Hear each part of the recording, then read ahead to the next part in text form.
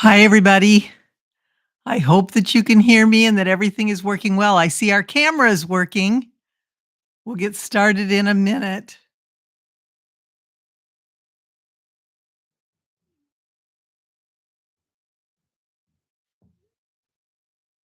I'm so excited to see everybody here and from so many different places, even from the East Coast. Hi, Judy. Hi, Jodine. I see it's flying by me here as I'm trying to see. Oh, I'm sorry that you had hand surgery, Deborah. Ooh. Glad you're still here though. I hope it gets better really quick. I understand, I see oh, grandma daycare. Yep, I get that too. We've done that before and enjoy every minute of it.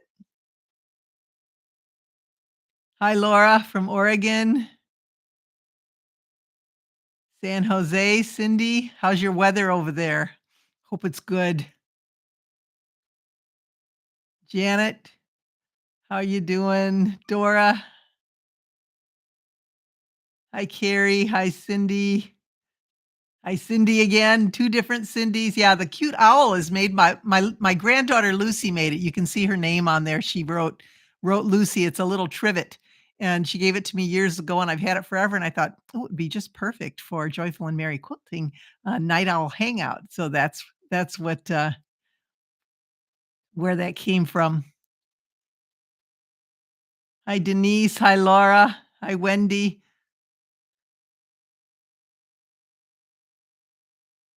I'm gonna turn my camera up and see if it works.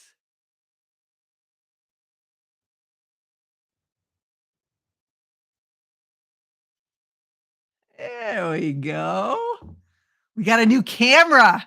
We got a new camera, and I'm so excited about it because I can show you up and down.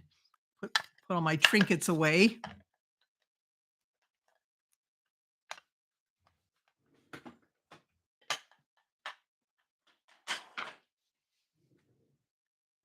Give me a little space here that I can show you on my cutting table what I'm doing. The only problem that I have is it's backwards. So if you see me moving things in weird ways, it's because I'm not quite used to the backwards thing, but I'll try my very best. Welcome everyone. Welcome night fellow night owls. I'm, last night 1:30 wide awake, so I could have been doing night owl quilting last night, night before, same thing. So I just tend to stay up late at night, and I do get a lot of things done, that's for sure. But it's nice to have company every once in a while. So I thank you all for joining me. We'll just give everybody just a couple minutes. See if we get a few more people to join us. It seems like we have most of our people join us right at the beginning, and I want to make sure that nobody misses out on anything before they leave. And I hope that you stay. I hope that you stay for the whole time, and that are able to share with me and share what you're doing. And we do have a Joyful and Merry Facebook page. If you're not on it, if you're interested, Joyful and Merry Quilting, just go to that Facebook page. You can post whatever you've worked on, whatever you've done, and that's where I also announce what's going on. And when we have new content, when we have new things up on our YouTube channel. So either way, I know the only downside to this YouTube thing is that I can't talk to you. I can just see your chat comments, and they go kind of fast. And my hubby is at work tonight, and so he just sent me posted a message that said success, because we were all really worried that this was going to come through. It just seems like every time I do this, it's a different experience every single time. Sometimes good, sometimes not so good. So today, good, all is well, and I thank him very, very much for helping me get this all together, because I'm not always like the I get a little frantic when things don't go quite right, and he teases me about that, but it's just kind of my way. So anyway, I apologize later, but in the midst of it all, sometimes I struggle a bit. So anyway, oh, look at everybody joining in. Hi, everybody. I'm so excited for you to be here. I'm watching, I can see on my iPad, I have it sitting over to the side. So when I look over and look at my notes this way and my iPad this way and look at you this way, you'll know what I'm focusing on. Anyway, it's September 11th, and I didn't really think about that much when I scheduled this. I was just thinking second and fourth Mondays, and then as the day came closer and I realized what the date was, I realized what this date reminds us of. And we know that was that horrible day that all of our lives changed in a very, very, very negative way. And I was trying to think back, I was little when President Kennedy was shot, so I don't really remember a whole lot of it. I remember, just like little bits and pieces, but I remember 2001, and I remember what happened on that day, and I'm sure you all do too, and we all have our stories because it's, that moment that's frozen in time, and for me, this shows you, a little insight into my life. Always September 1st, I consider the start of Christmas season. Please don't judge me over that, I just do. Christmas starts, and I start listening to Christmas music. And it was it was September 11th, and my daughter Carrie and James, her husband, had just gotten married on the 31st of August, and they just returned from their honeymoon, and he's in the military, and she was back at school because she teaches, she was a teacher at the time. And so she was there, I was vacuuming, and I was listening to Dolly Parton and Kenny Rogers' Christmas album. And the phone rang, of course, no cell phones, phone on the wall. Phone rang, and I went over and answered it, and it was Carrie, and she says, "Mom, we're under attack." Talk about a surreal experience. I mean, I couldn't it didn't process, it was like, "What? We're under attack? What are you talking about?" She says, "Mom, they've hit the World Trade Center, and they've hit the Pentagon."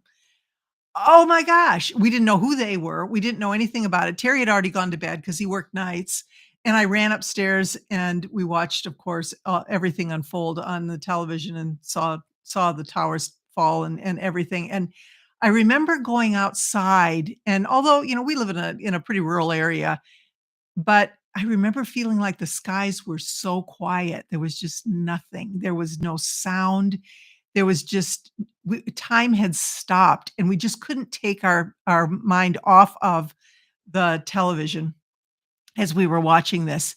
And, being a part of Project Linus, of course, the first thing that happens is people start to email it well, at the time, email and call, our national headquarters and say, "What's Project Linus gonna do? What are you gonna do?" It was just moments after the attack. I mean, it wasn't even hours, and we knew that it was not good. And we are not Project Linus is not a first responder and not considered to be one. So the blankets that are made were not the first thing on the minds of anyone. And so we had to sit back and just kind of let things unfold first to decide what we needed to do and to get some direction, which we did. And as things then took hold and we started to realize what was going on and the tragedy, and we realized the children and all those who were affected by this horrible, horrible, horrible moment in time, we started to collect and gather blankets. And it was my job to basically orchestrate the collection. I was the one that would say, we need X number of blankets sent here. And, when I say blankets, we quilts, Afghans, fleece blankets. And then chapters would send me information. I can send 50, I can send 100, I can send whatever, and then I would give them the address, and they would send them out. And so we went through this whole process and hosted Make a Blanket Days, and we had people that came and helped, and it was just everybody came together. Everybody knew that they had there was no, well, I'm not a quilter, I'm not a blanket maker. No, everybody found something to do. We had people who helped box. We had people who donated boxes. We had people who donated postage. We had people who donated tape. We had people who came and brought food as we were working. We had kids from the local school, come over to one central area and work on blankets. And we had the adults helping them. And it was unbelievable. And we had thousands and thousands and thousands of blankets that we collected. In the end, Project Linus was awarded. We received an award from Donald Rumsfeld at the time, uh, just basically honoring us and thanking us for all the work that we did.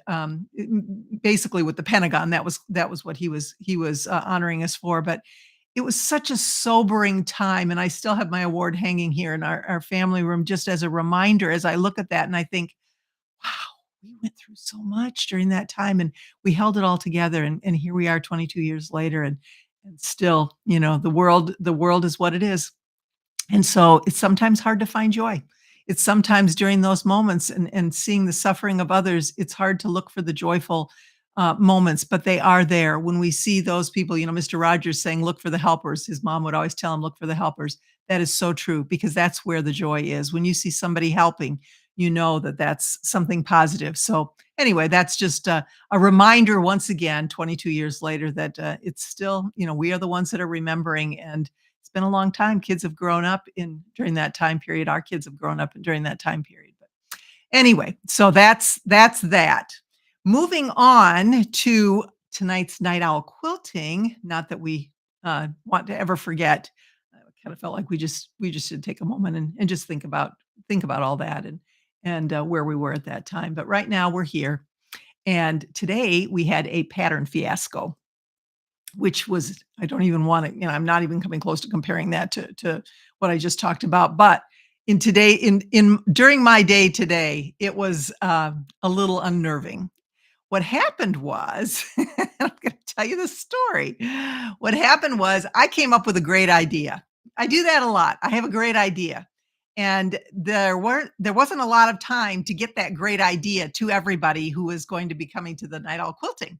So I sent Alex a note and I said, I have an idea where we can cut off one step in the pattern if I adjust the template a little bit. So I've sent you a new copy of the template that will do that.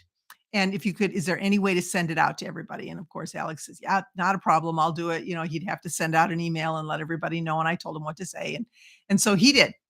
Well, then I went about my day and, got my stuff together, and I went to gather everything together for tonight. And I went to cut out the template that I had just sent to everybody and realized it was about 3/4 of an inch too small. I was mortified. I mean, I was frantic because here we had already bothered you all with one adjustment that I thought was a great idea. And now this was not a great idea. That was terrible because the pattern was too small. It still works. If you have that middle pattern, it's just a little bit smaller, but I like the bigger one and I wanted the bigger pot holder. And so I told Alex he should have fired me, but he's my son and he is very kind. And he didn't fire me. And he was even kind when he was telling me, "Don't worry about it," but I felt just terrible because it was truly my fault, and he asked me several times, "Okay, is it good? Check it. Is it good to go?" "Yep, yep, good to go, good to go." And, well, it wasn't. It wasn't good to go. So anyway, I, even in spite of giving him the bad news about that, he was so good, and he sent out another email. So those of you that may have downloaded the pattern before, the correct one was posted on our website, you should have gotten an email that told you what went on. And again, I'm sincerely sorry. I so apologize. What happened was when I transferred the image from my design document to the pattern, I didn't realize that it didn't transfer over the exact same size and I needed to remeasure it. And I didn't do it. I thought it was the same and it wasn't. So now I know, lesson learned. Anyway, so I just wanted to extend my apologies to you for that and for sending you so many emails. And if you printed it out, all you need to do is reprint page 5. I'll just show you the first one. It came out like this. This was the pattern to make the hexagon, and it's a half hexagon just to make it a little easier to cut. It's a little easier if you don't have to cut so many sides and keep it so straight. And this is okay.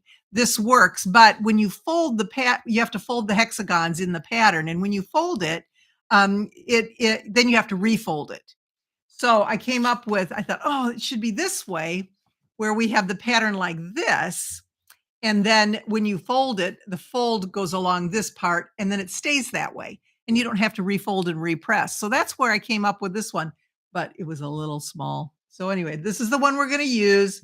This one will still work. The other one will work too. It's just going to give you a little bit smaller pot holder. So if you want a smaller one, or if you have smaller pieces of fabric, you can use it for that. If you downloaded that, we're not going to send that one out. Only if you downloaded that in that little bitty interim time period that this came out. So that's where we are. I have to tell you that back in 2015, when I first started the Project Linus Mystery Quilt Challenge, I had sent out one of the clues. I don't remember which one, and there was a small error in it that somebody pointed out. So I said, "Oh my gosh!" So I redid the pattern and I sent it out to everyone. And I got an email back from one of the participants, and she said, "Do it right the first time, or don't bother doing it at all." And that was the end of her email. I was very sad. That totally stole my joy. I was really excited about the Mystery Quilt Challenge at that time. It was our first one, and if you've watch the podcast about quilt police. If you haven't, watch it because sometimes people kind of do that to us and we don't want that to happen here. So anyway, that's my sad story for the night. I've had a lot of sad stories recently. So that's one of them. And I again thank you so much for your patience. I really appreciate it. And I will I have it definitely was a lesson learned. Our next Night Owl Quilting Hangout is Monday, September 25th at 10 p.m. Central Time. And this is going to be our third pattern that we're going to do that you can use as a favor. Now, remember the first one, oops, the first one that we did was the candle cozy mat. That was our first one. And then the second one is today. And that's our hexagon potholder that we're going to do today in a minute. And then next week, we're going to do our lumbar support pillow. Okay, what in the world is that? And what are we doing with that? Um, our lumbar support pillow, if let's say you're going to a retreat or you go to Quilt Guild and you sew, or you're just sewing with friends every week, a lot of us do that. Um, After a while, oh, it just gets really painful to sit in a chair. And so I was somebody on a website, one of the quilting sites, I don't remember who, said that for they have some kind of a gathering in the during the holidays, and they each have to provide a favor. And so she said, "Anybody have any ideas?" And somebody said, "Oh, you need to give something, provide something to your quilt group. I'm going to give them a pillow that goes behind their back when they're sitting in their chair." And I thought, "Oh, I have the perfect pillow for that." Because when Alex was several years ago, when he was traveling, I made him a pillowcase, a Superman pillowcase that he took, and it was a little travel pillow, like the little toddler pillows. Well, then as my grandkids started to come along, I made them a little pillow with a little tiny pillowcase that was so good, so perfect for them. And I thought that would work perfect for a lumbar support pillow. And it does. It really is. So I'm going to show you. Here's the first one. I don't know if the lighting does it justice, but this is it. It's just it looks huge, but it's not. It just fits right behind you right here in your chair. That feels so nice. So that's one that I did. I made this one. Now, this one I made out of a little bit smaller pillow form because it was all I had. And then I'll talk more about it next week. And then I made this one. It's just a little bit bigger. It's the toddler size pillow that you can buy anywhere. And I made that. I'll show it. When we were in Maui back in April, I bought this fabric planning to make something out of it. The quilt shop in Maui, I don't mean this to be a sad night owl hangout, but quilting hangout, but I visited the Maui quilt shop and the woman in there was so sweet. Her shop is still okay. And I signed up on her mailing list, not that I would ever be able to do anything. And I got an email from her that she sent out to all of her people. And it basically said that they were collecting blankets for the victims. And now they've been posting pictures. And of course, donations are being accepted as well. But they're collecting quilts, not blankets, quilts for the victims that in the Maui fires. So it was just like I saw that, and then I remembered my fabric that I got, and I thought, "Oh, this just reminds me of that beautiful, beautiful place." And again, it would make a really nice gift. It's really inexpensive to make. I'm going to show you next Night Owl Quilting how cheap you can make it. Not that I'm cheap or like cheap things, but there's no reason to spend extra money if you can do it, for a little bit less. So we're going to talk about that in 2 weeks, and I'll share some fun ideas with you. I made that one in 37 minutes. So start to finish, it was 37 minutes putting it together. So you can kind of get an idea if you want to make more than one, what kind of, you can chain piece it or whatever. And I think it would even go together faster if you did multiples. So that's that. We have, if you're new here, we have a free wreath pattern that has actually 3 different things that you can make with it, holiday decorations. That's still free on our website, joyfulandmerryquilting.com/wreath. If you go there and you haven't downloaded that yet, it's yours. You know, it's free. It's really a fun little pattern that you again can make gifts for people or just make home decorations for yourself. So if you haven't done that yet, go ahead and do that. We also still have the free workshop there with the 5 quilting tips to make the perfect block. And when you sign up for that or register, you'll get that as well. So anyway, that's that. Let's get started on our project for today. I am going to be using this particular template.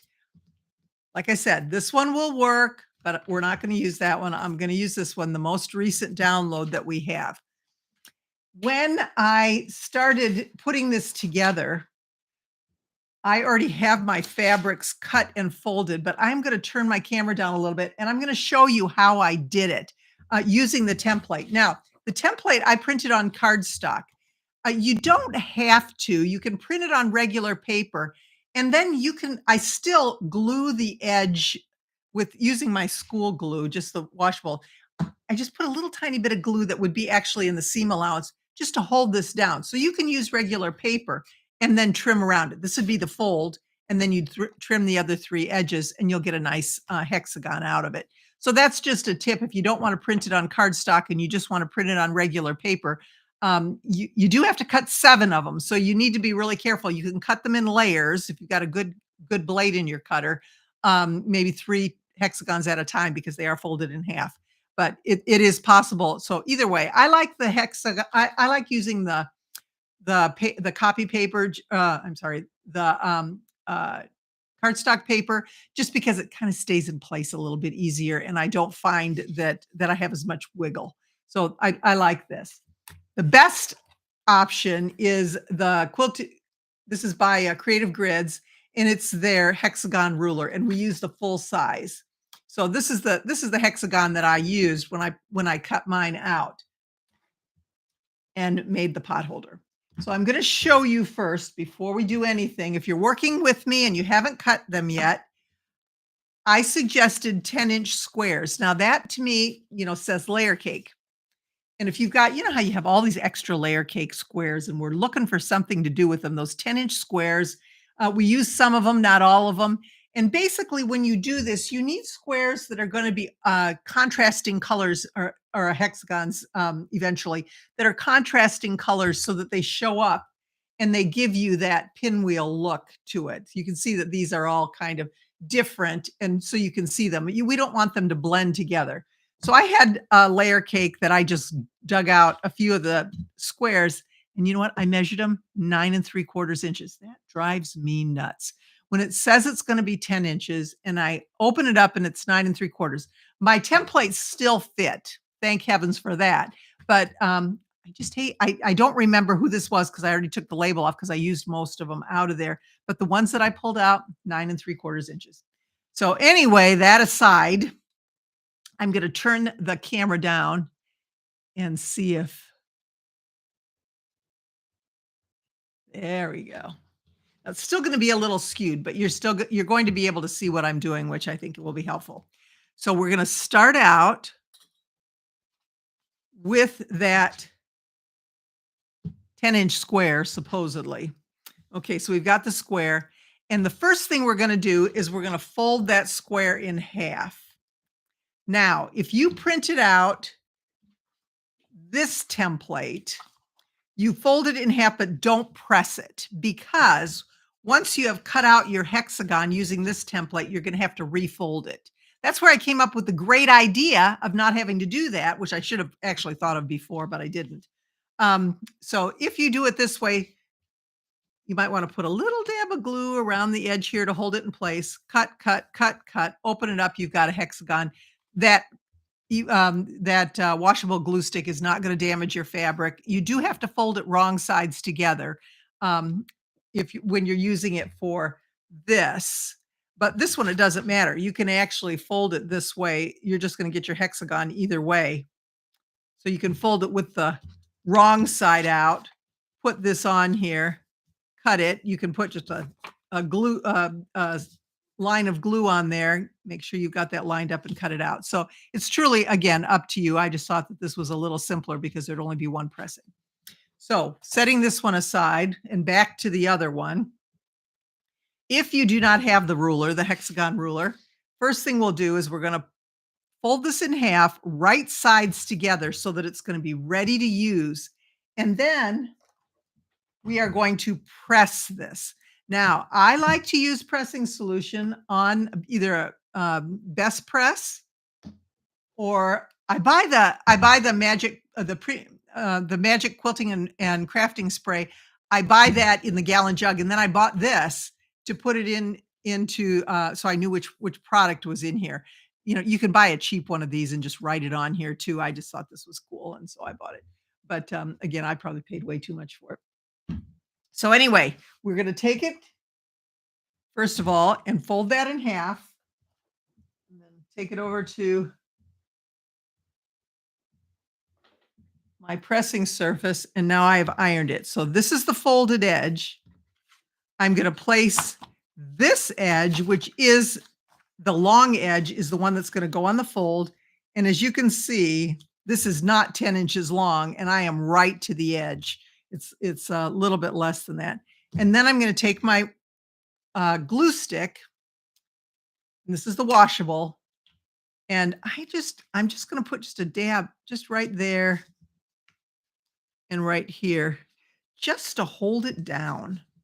Now, I would probably stack 3 squares just because I can, and I've got a good blade, but you're still gonna need to use your ruler.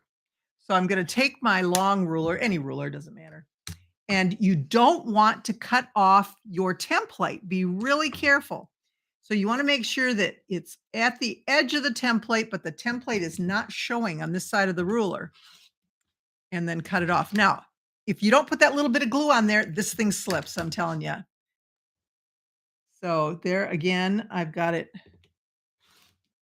here. And as you can see, a regular piece of paper would work here as well, as long as you've got it glued and you don't um, cut into it. You want to just be really careful. Okay, so there I've cut my pieces, and this just comes off. And look at this. I've got that great, perfect hexagon. Now, when I am cutting the one for the back, as you can see in your instructions, that one's not folded. The backing is not folded. So you won't need to press that quite as hard. Just folding it in half and cutting it is fine. You don't need that crease in there. But for all the other ones, you'll cut 6 of the hexagons in order, whatever order you have put your fabrics in. So I'll show you how I put mine in. I think I started this way. I'm going to set this aside.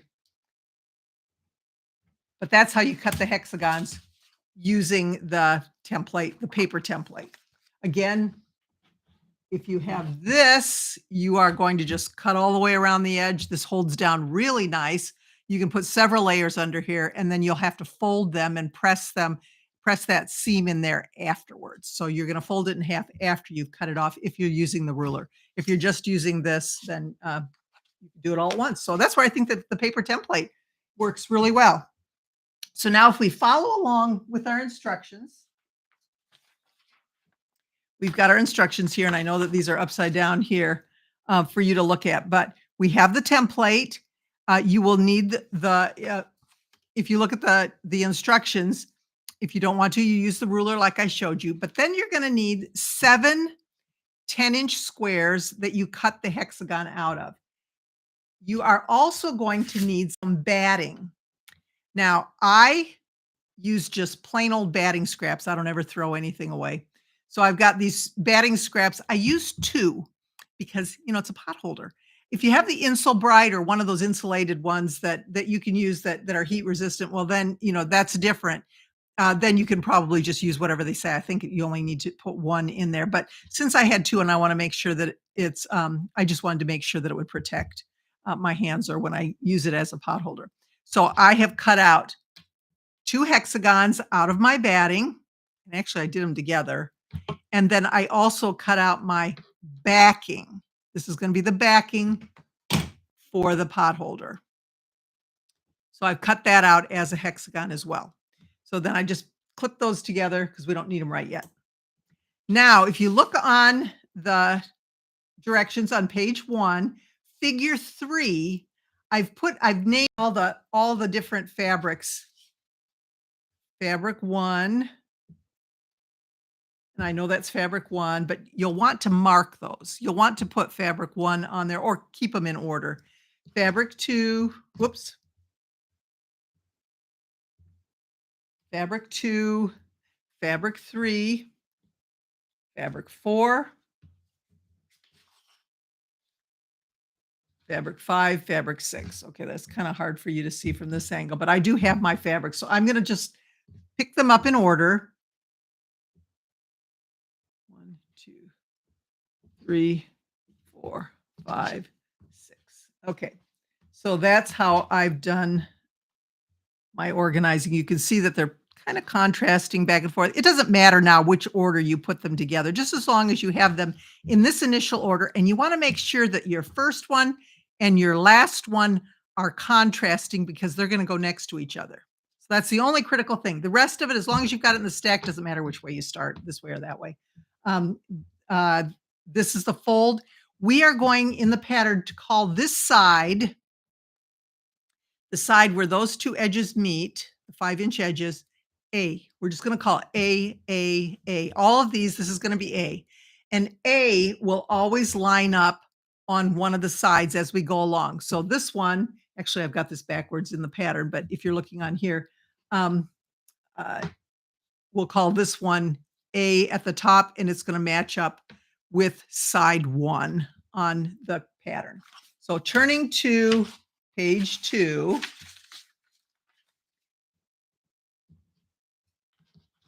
we want to make sure that we have, if you're working on this with me, the first thing you're going to do is put your backing fabric wrong side up. Okay? So the backing fabric, oh, wait a minute. Sorry.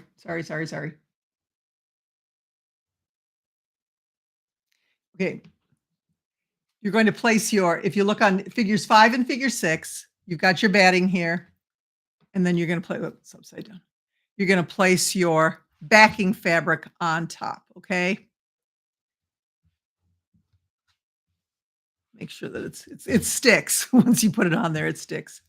So we want to make sure that these are all in line. We want it to be in line because when we sew it, we don't want to miss anything, and we've got some thickness going on here.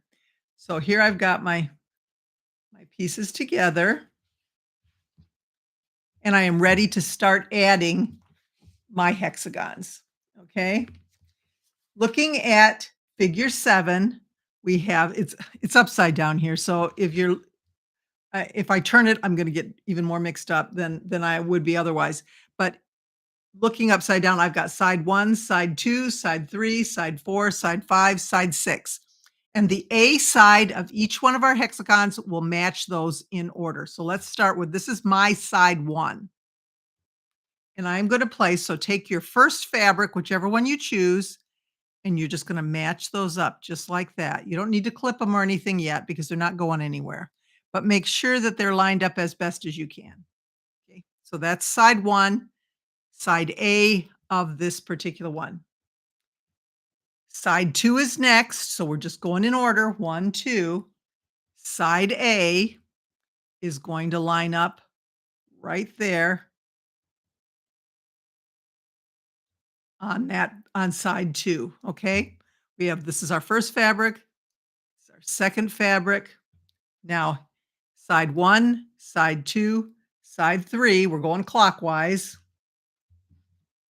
And side A is going to line up right there, right along that edge.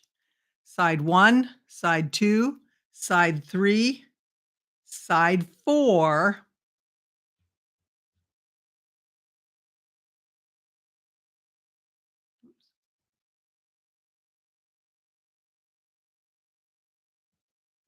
1, 2, 3, 4.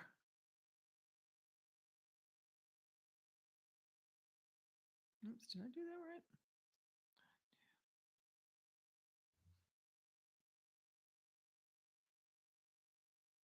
Yeah, side 4. Okay. It's hard with I've got 2 reds here and I was confused. Okay, so there's side 4. Now, after we've done 4, now we have to do some tucking. So, if you go to the next page, we're on the next page, we have side 4, side 5. When we place the A side on 5, we're starting to cover up the good stuff here. Before, everything was visible, 1, 2, 3, and 4.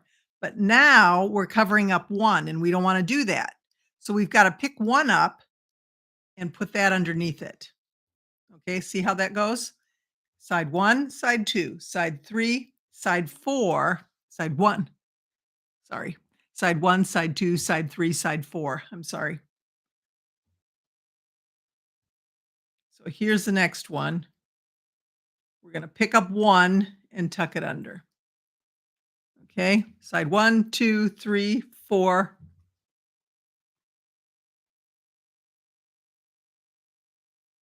And our last one is right here. And as you can see, let's turn the page.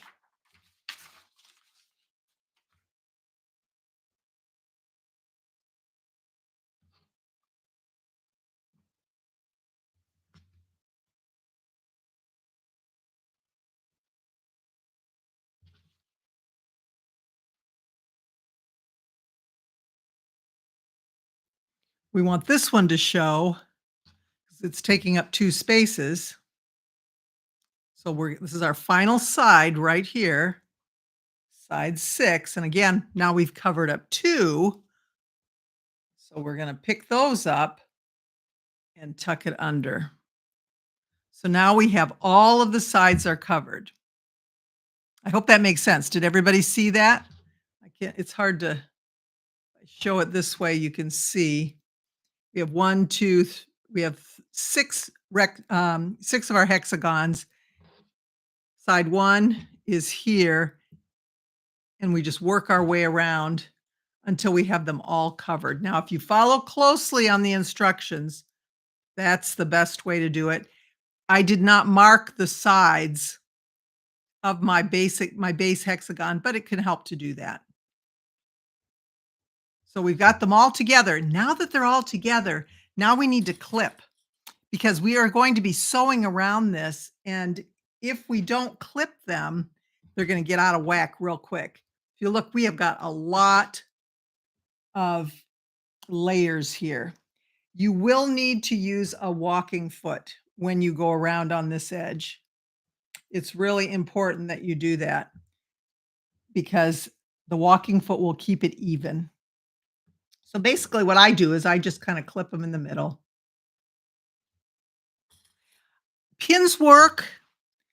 There are some, but I think the clips work better. I just like using the clips for this better. I don't like using the clips for just regular seams.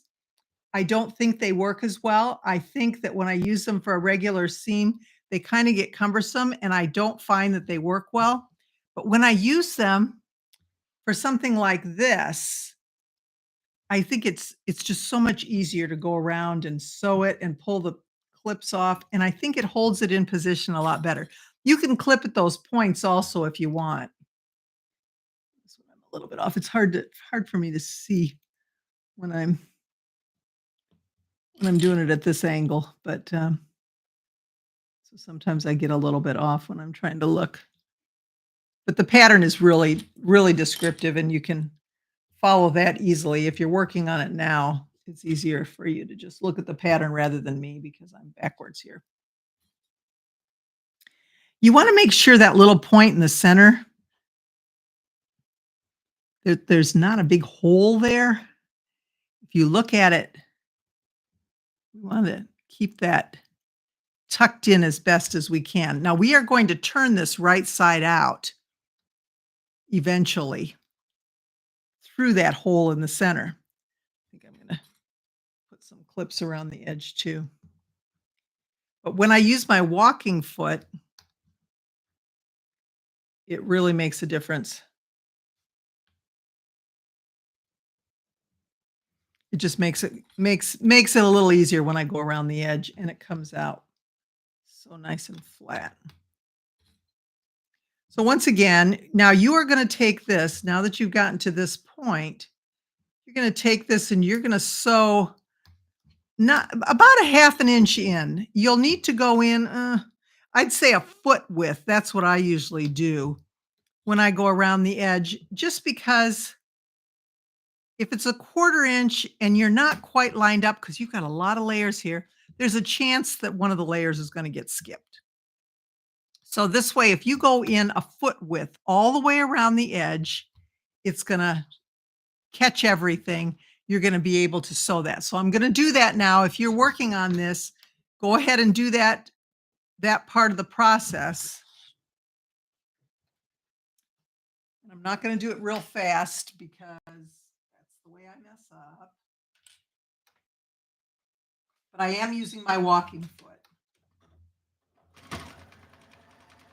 And I'm just going in a foot width all the way, so all the way to the next, to the corner, basically the corner of your hexagon when you're going to turn the corner, and then pivot. So you'll lift your presser foot, and then you'll just pivot so you get a nice crisp corner.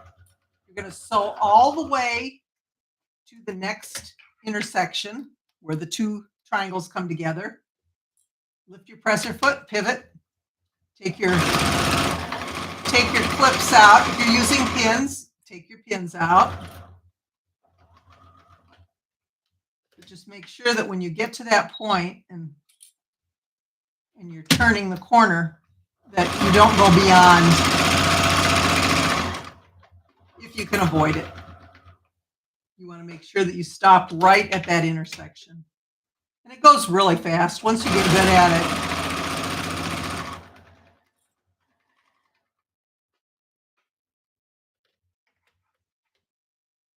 I'm on my last one.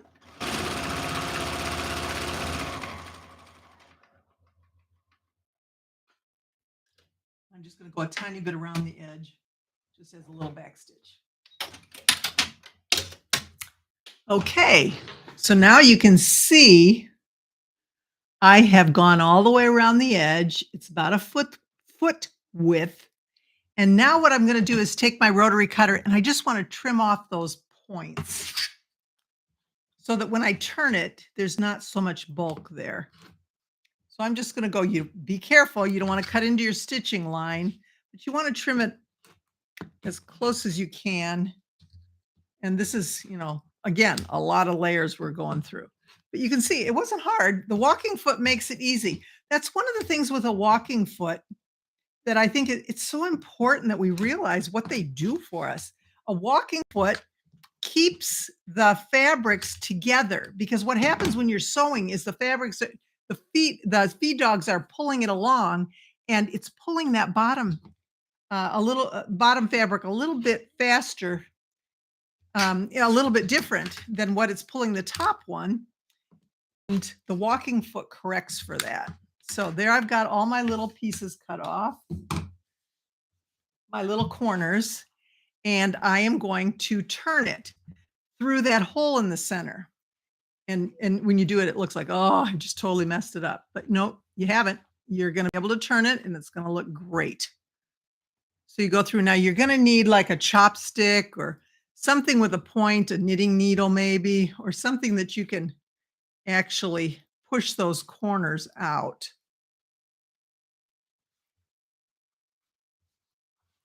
Which is what I'm doing here. Trying to do it so you can see. And again, we do my little chopstick out. And be careful. You don't want to poke through your fabric, which you can do, which I have done.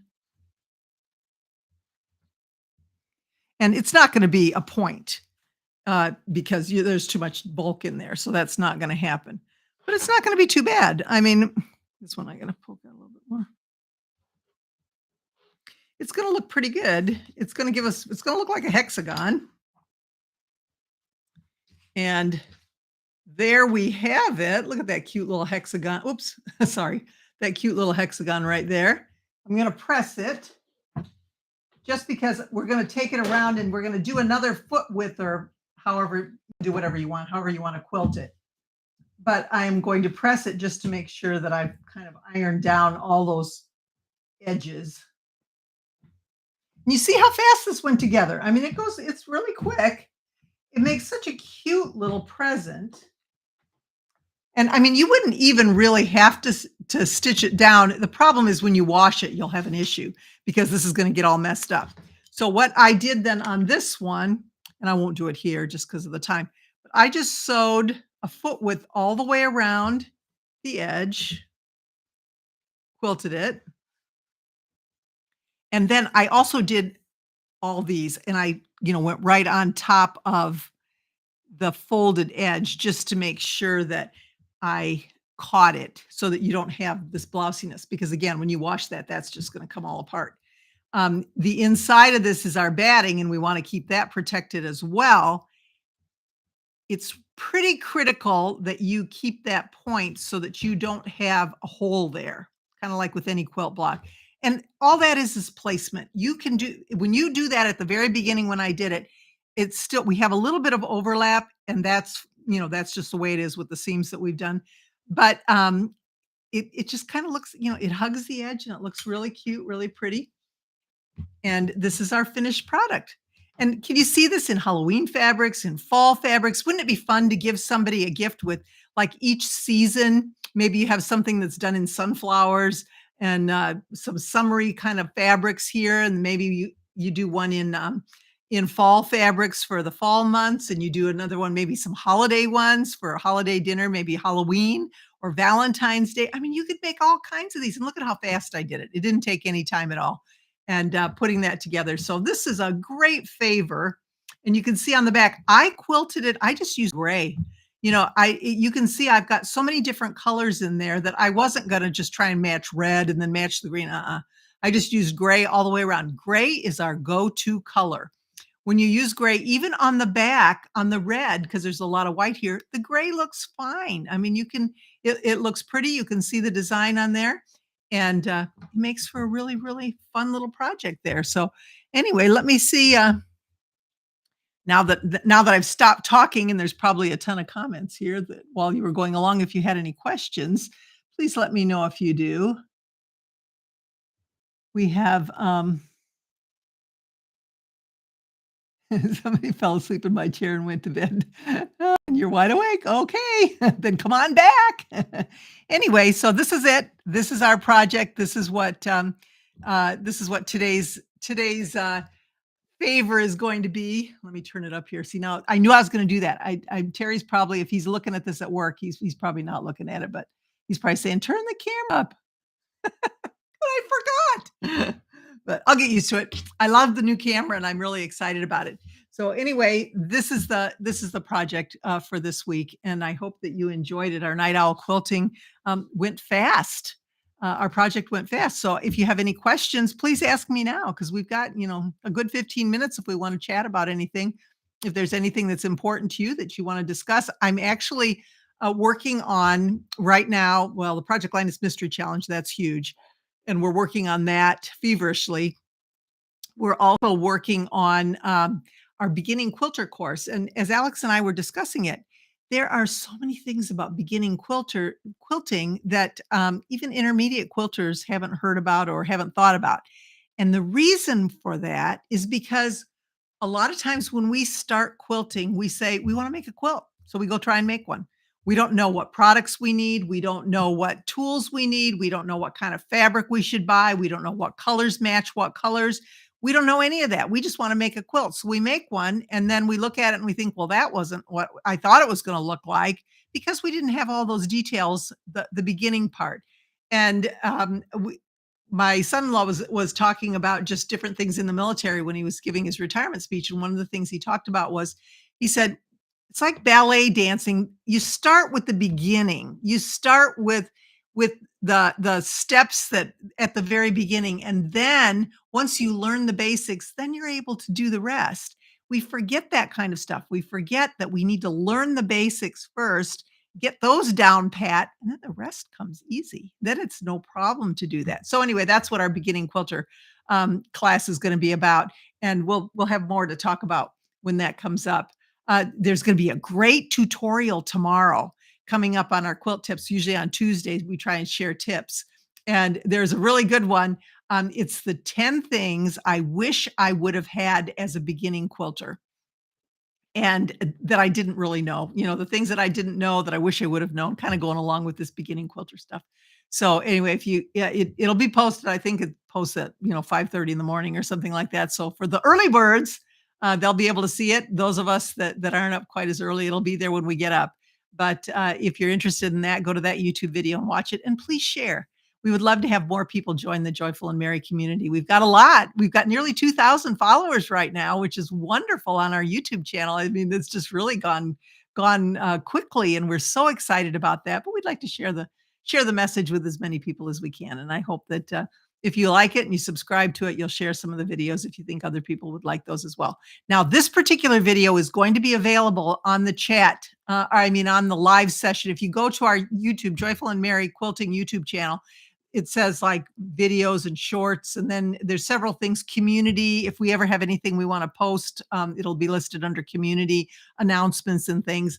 And then if you go to the next page, the live section is there. And so everything that we've done live is there. You can go and watch it and rewatch it. So the tutorials are there as well.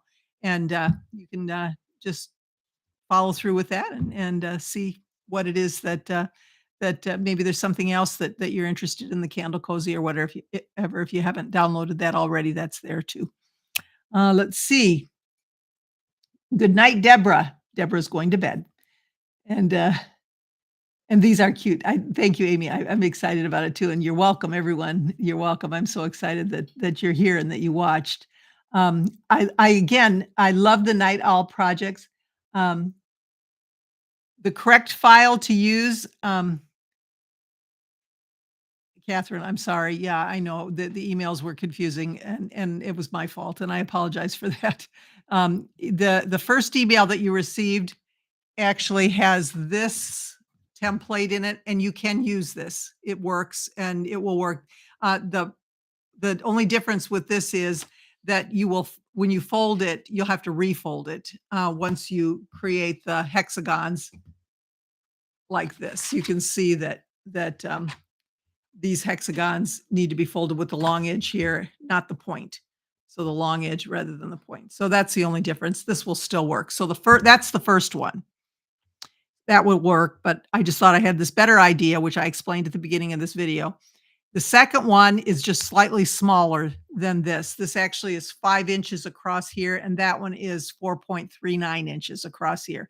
It's exactly the same setup and steps. It's just it'll be a little smaller. The one that is in the store right now, Alex sent out the final email. He put a couple of jokes in there to any of you who already downloaded it, and some big apologies and apologies from me because I'm the one that did it. And anyway, so the third one, if you see that email that has the jokes in it and it has the information about the pattern that was too small, that's the download that actually gives you this. So anyway, so that's that. And again, I'm really sorry. I jumped the gun and I was too excited and I didn't do it right. The finished size of the potholder is, now I got to remember to turn it up here. From point to point is 9 inches. So you can see point to point, it's 9 inches.